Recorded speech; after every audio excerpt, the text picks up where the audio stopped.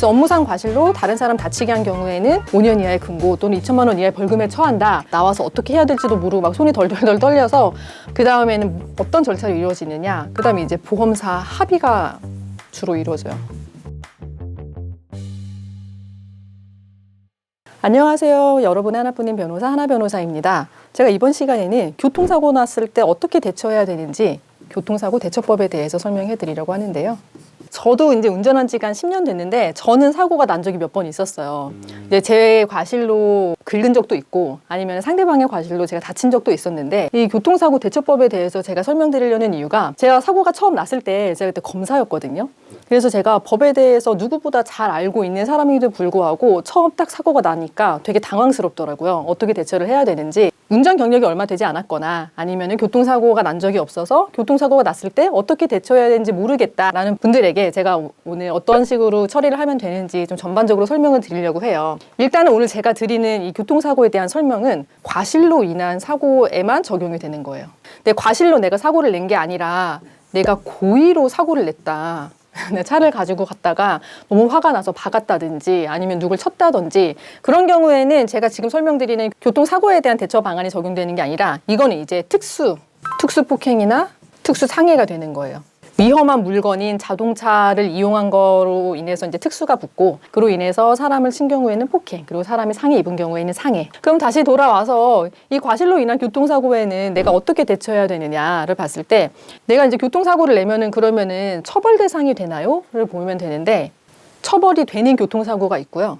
처벌이 되지 않는 교통사고가 있어요. 이 처벌이 되는 교통사고에 대해서는 일단은 보험사 신고는 당연히 해야 되는 거고 상대방 운전자가 이 처벌 대상이다. 그러면 이제 경찰 신고까지 가는 거고 처벌이 되지 않는 교통사고에 대해서는 경찰의 신고 없이 보험사 간의 합의로 인해서 종결이 될 수도 있어요. 그럼 이 처벌이 되는 교통사고가 어떤 거냐? 그 교통사고 하는 경우에 법이 어디 정해져 있냐 보면은 이 교통사고 처리 특례법에서 제3조 처벌의 특례라고 해서 정하고 있어요. 그래서 업무상 과실로 다른 사람 다치게 한 경우에는 5년 이하의 금고 또는 2천만 원 이하의 벌금에 처한다 라고 되어 있어서 기본적으로는 처벌 대상이 되는데 이제 이거는 처벌의 특례라고 해서 교통사고의 경우에는 어느 정도 특례를 해주겠다고 규정을 한 거라 이 4조를 보면은 보험 등에 가입된 경우에 특례가 있어요. 교통사고를 일으킨 차가 이 보험 또는 공제에 가입된 경우에는 공소를 제기할 수 없다라고 되어 있는 거예요. 그러니까 내가 교통사고를 냈더라도 내가 정상적으로 자동차 보험에 가입되어 있으면은 기본적으로 형사처벌 대상이 아니에요. 단순히 과실에 대해서는 처벌하지 않는다라는 특례를 이 법에서 두고 있는 거고 다만 그 경우에도 보험이 가입되어 있다고 하더라도 처벌되는 경우들이 있어요. 그러면 언제 처벌이 되느냐? 우리가 많이 아는 그 12대 중과실 이런 거거든요. 뭐 중앙성 침범이라든지 술에 취한 상태에서 운전하거나 여기 1호부터 12호랑 이 본문에 있는 해당하는 경우에는 교통사고를 내고 내가 보험에 가입이 되어 있다고 하더라도 이제 처벌 대상이 되는 거예요. 그러면 이 경우에는 당연히 이제 경찰서에 신고가 필요하고 경찰서에서 사고 접수가 필요하고 정식으로 형사 입건이 되는 절차인 거죠. 이 가해자 입장이랑 피해자 입장이랑 조금 다를 수도 있는데 대부분의 교통사고에서는 과실이 100대 0인 경우는 잘 없거든요. 다 쌍방과실인 경우가 많아요. 쌍방과실인 경우가 많으면 일단은 보험사에 신고를 해야 돼요. 보험사 직원이 이제 출동을 해서 이 사건 사고 현장에 대해서 증거를 세증을 할 거고 보험사 직원이 도착하기 전에 사고 현장을 촬영을 해야겠죠. 사고 현장 촬영을 하는데 여기에서 또 제가 하나 추천드리는 게 이 당시에 이제 너무 당황하니까 나와서 어떻게 해야 될지도 모르고 막 손이 덜덜덜 떨려서 막 촬영도 제대로 못해요. 그래서 이 사고 현장 촬영을 사진 말고 동영상으로 하는 경우도 좋고 이제 또 동영상을 촬영해야 되는 이유가 상대방 운전자가 운전 직후에 무슨 말을 했는지 그것도 증거를 어느 정도 사용을 해야 되거든요. 그래서 이 상대방 운전자가 이 사고 직후에는 당황해서 자기가 한 실수를 솔직하게 말을 하는 경우가 있는데 나중에 이제 보험 절차 진행되고 재판 진행되고 하면은 그 말을 바꾸는 경우가 있어요. 사고 현장 촬영하면서 동영상 촬영을 해놓는 것도 중요하고 상대 운전자랑의 대화를 녹음하는 것도 필요하고요. 그 다음에는 어떤 절차로 이루어지느냐? 그 다음에 이제 보험사 합의가 주로 이루어져요. 보통은 일반적인 교통사고에서는 이 보험사 합의를 할 때 민형사상 합의를 통째로 다 해요.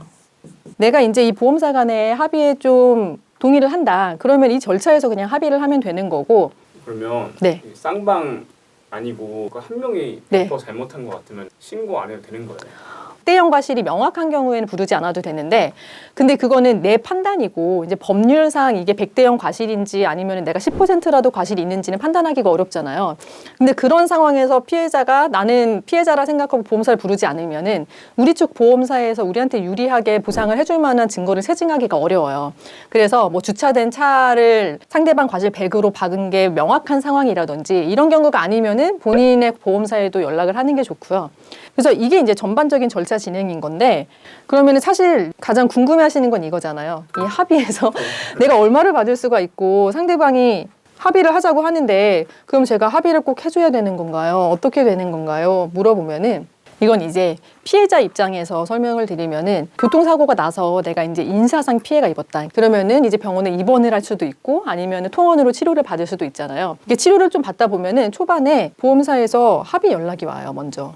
합의 연락이 오기 전에 내가 막 다급하게 먼저 연락을 할 필요는 없어요. 그냥 기다리고 있으면은 적절한 시기에 연락이 오거든요. 그래서 보험사에서 처음에 얼마의 합의금을 제시를 하겠죠. 보험사에서 먼저 합의금 연락이 와서 이제 합의금을 제시를 했을 때 2단계에서 저한테 상담이 가장 많이 들어요. 내가 이제 교통사고 당했다고 해서 과다한 합의금이나 보상금을 청구해서는 당연히 안 될 것이고, 다만 내가 실제로 입은 피해에 대해서 보험사가 그에 합당한 합의금을 제시하지 않는다. 그러면은 그냥 합의 안 한다고 하면 돼요. 합의 안 한다고 하고, 제일 중요한 거는 피해자가 치료를 다 받는 거거든요.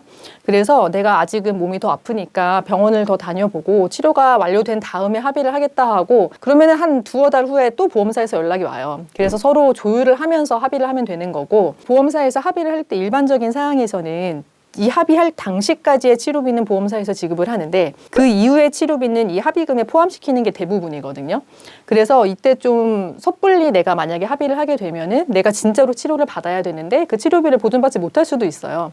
그래서 제일 중요한 거는 완전히 완쾌가 되는 거니까 내 치료가 완전히 종료가 되었을 때 보험사랑 합의를 하면 되는 거고, 또는 내 상처가 완전히 다 낫지는 않았지만 내가 지금 어느 정도 회복이 되어가는 중이고 얼마 정도만 더 치료를 받으면은 뭐 완쾌가 될 것으로 보인다. 이런 시점에서는 향후 치료비라든지 이거를 고려해서 보험사랑 합의를 할 수도 있는 거고, 근데 이제 보험사 간에 합의가 안 되는 게 과실 비율에 있어서 다툼이 있는 경우가 있거든요. 내가 이제 과실 비율에 다툼이 있으면은 1차적으로 기관에서 조정을 한번 하고 그래도 받아들일 수 없다. 그러면은 이제 재판까지 가는 건데, 재판 수행은 이제 보험사에서 하는데 보통은 1심까지만 진행이 되고, 뭐 항소심 이상으로 하려면은 별도의 이제 추가 비용이 발생할 수가 있고요. 관련해서 궁금한 내용 있으시면 댓글로 남겨주시고요. 구독과 좋아요도 많이 부탁드립니다.